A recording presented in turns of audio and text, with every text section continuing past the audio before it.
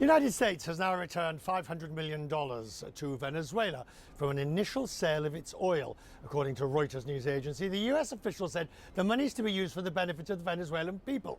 It will be dispersed at the discretion of the US government. Paraguay's president has now told me that the US control of Venezuela is not sustainable.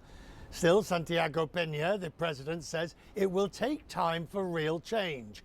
I asked the president what he thought of the US operation to remove Venezuela's president, Nicolas Maduro. Second best.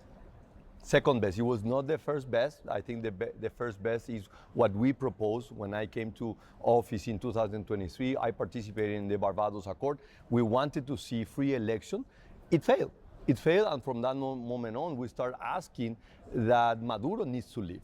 We asked him the good way. He didn't accept it. So I think the second best, what the US did, was taking over. And we know the hard way Paraguay.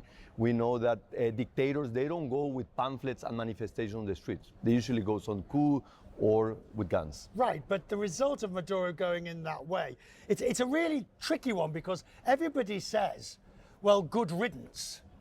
What's gone is best gone, but nobody really wants a hegemony of the United States running it from Washington, as President Trump has particularly said. No. I think what they are telling us, and I agree, we need to be patient. It's not that after 26 years of a single regime, you cannot just remove everybody and bring new people. It's going to take time. And again, I give you the example of Paraguay. From the removal of the dictator in '89 to having free election, it took 4 years. A new constitution, free election, the first civilian government in, I don't know, 50 years. How do you prevent, if you will, a colonization again, or at least even the appearance of a colonization, where, yeah, you put a puppet government in, but the US is really there pulling the strings? It's not going to be sustainable, because... you think not? No, I don't think. I mean, we cannot do it right away. It's not going to happen in 90 days, in 1 year.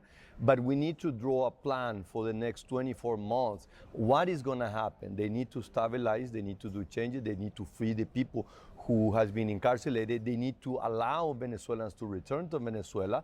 And of course, strengthen the institution that will organize an election. Right, but this is all interesting because the EU's just done a deal with Mercosur. Yes. I always think, whenever people mention Mercosur in the past, A, I had to look it up, B, I had to remind myself which countries are part of it, and C, I had to wonder whether it was actually worthwhile in the first place. Yes. Now the EU has done a deal with Mercosur, and your view is get on with it, implement it. Yes, absolutely. After 25 years of negotiations, and we need to thank President Trump, because I think that the Europeans start to move faster in having this deal agreed. So we have reached to this point that now we have signed and we are in the process. Paraguay will be the first country probably to get the approval, because we have already submitted to Congress, and the Europeans are already also in the process of implementation. So I think all the noise that has come from the US and President Trump on tariff, that has also helped a lot of countries and regions like Mercosur to advance in these agreements. Finally, I want to talk about Mark Carney's speech at Davos. Yes. He basically said, let's call it for what it is. Yes. Big countries will do what they want, and we must no longer be blinded by it. Yes. That's very much what you have to live with. Now, whether we would call you a middle power or a lower middle power, it doesn't really matter.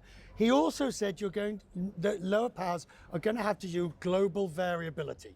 You're going to have to choose different partners at different times in different ways. How are you adapting to that? I fully agree with that. I think that Canada and his speech is very clear that there's no free ride anymore. You cannot rely on the assurance from the past. You need to rely on what are your strengths today and what are the plans that you have going forward. So I identify Paraguay as a middle power. I think that middle power had the advantage that we are not poor countries. We have already passed that stage of underdeveloped, and we don't have to face the problem of very large countries, populations of the 100 million, 200 million.